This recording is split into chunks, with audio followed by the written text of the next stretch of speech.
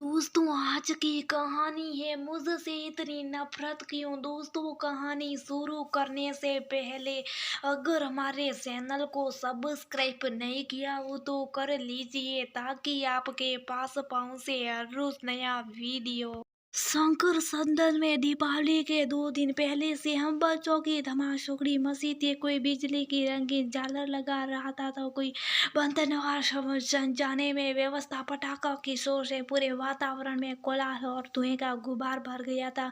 मुझे शुरू से पटाखे से बेहद डर लगता था। मैं छत के कोने में छुपकर अपने ग्रोदे को सजाने में व्यस्त थी। वही छोटी बहन अंदू न रंगोली सजा रही थी। अचानक बेकअप पटाखे की जोरदार आवाज से अनु चीख उठी। छोटे भाई अंशु ने पटाखों की एक लड़ी में आग लगाकर हमारी ओर फेंक दिया। हम दोनों बहनों को डरा देख वह जोर जोर से हंसने लगा। शुरू से बड़ा शरारती था अंशु। हम भाई बहनों को तंग करने में उसे बड़ा आनंद आता था। 3 बेटियों के बाद एक बेटे के जन्म लेने के कारण वह दादा दादी का बड़ा लाडला था। इसी बात का वह नाजायज तो फायदा उठाकर नीत नहीं शरारत करता। मेरे काफी समझाने के बाद भी अनु की रुलाई बंद नहीं हो रही थी। वह रोते रोते पापा के पास पहुंची। पूरी बात जानने के बाद पापा गुस्से से भर उठे। गुस्से में तमतमाते हुए पापा छत की ओर बढ़ चले जहाँ अंशु दूसरी शरारत में मशगूल था।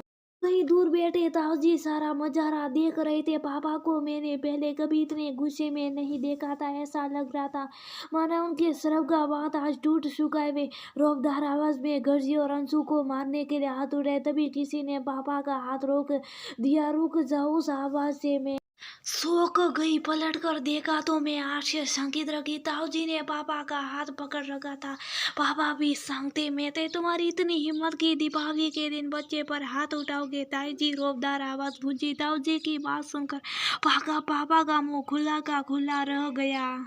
मैंने इतने वर्षों में पहली बार ताऊजी को पापा से बात करते देखा था। ना जाने क्या ऐसी बात थी कि दोनों के बीच इतनी कड़वाहट भरी थी। बड़ी दीदी का कहना था कि शायद पिताजी ने दादाजी से ताऊजी चुगली करती थी तो माँ बताती थी कि पापा ने उनकी कोई प्रिय वस्तु ले ली थी। सस से अनभिज्ञ हम बच्चे तरह तरह की कहानियां बुनते थे। आज जो हुआ वो हमारी समझ से परे था। मेरी अंश से इतना सनिया तो मुझसे इतनी नफरत क्यों भैया। कहते हुए पापा का दर्द आंखों से सलक आया। तुम तो ऐसे अनजान भरी हो जैसे तुम्हें कुछ पता ही नहीं। ताऊजी ने रूखे लहजे में कहा। ताऊजी की बातें सुनकर पापा हैरत से उन्हें देखे जा रहे थे। मेरी सबसे प्रिय चीज बाबूजी का वह स्कूटर जिसको चलाकर मैं पहली बार कॉलेज गया था। कितना लगाव था मुझे उस स्कूटर से। बाबूजी हमेशा कहा करते कि ये स्कूटर तो सदा तुम्हारा ही रहेगा लेकिन अब एन वक्त आया तो स्कूटर तुम्हारा नाम हो गया। मैं मुख भाषा में तुमसे विनती करता हूँ कहा कि मेरा प्रिय सेठ मुझे मशीनों पर तुम नहीं माने। वो भाई जिसके साथ मैंने बचपन का हर खिलौना बांटा वो अपने बड़े भाई की भावनाओं को नहीं समझा।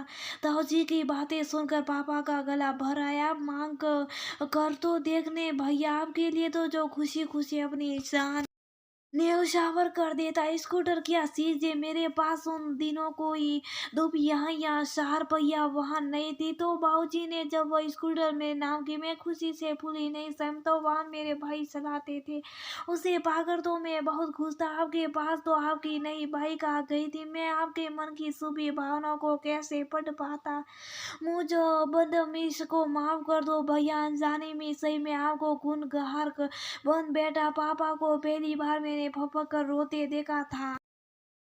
ताऊजी भी पापा के गले लगकर रो पड़े थे। आज दोनों भाई एक दूसरे का हाथ थामे सीढ़ियों से उतरे थे जिसे देखकर मेरे साथ साथ पूरा शंकर संदर हर्षित था। मैंने जब से होश संभाला ऐसी खुशियां भरी दीपावली शंकर संद में पहले कभी नहीं देखी। ताऊजी और पापा को हमने पहली बार साथ में लक्ष्मी पूजन में सम्मिलित होते देखा। उसके बाद दोनों भाई एक साथ स्कूटर पर बैठकर शहर भ्रमण को निकल गए। ताऊजी स्कूटर चलाए थे और पापा उनके पैर से बैठे थे। उनके देखकर ऐसा प्रतीत हो रहा था मानो उनका बचपन लौटाया। आज दोनों भाइयों को साथ साथ देख शंकर सन अपने भाग्य पर इतरा रहा था। अब हमारे ताऊजी हमारे बीच नहीं रहे पर उनका प्रिय स्कूटर आज भी सुरक्षित है। ताऊजी की अमानत को पापा हर दिवाली पर बड़े प्यार से नहला धुला कर सजाते और ताऊजी को याद करके अपनी आंखें भिगोते हैं। सच दोस्तों, अगर हमारे दिल में किसी बात का मलाल है तो उसे वो बारे में कम खुलकर बात करनी चाहिए कि ना अपने मन में काट पाल कर रिश्तों पर ग्रहण लगाना चाहिए। कभी कभी एक छोटी सी गलत फहमी भी बहुत बड़ा नासुर बन जाती है। ये इस दीपावली पर अपने रूठों को मनाए, दिल से दिल मिलाकर मन के दीप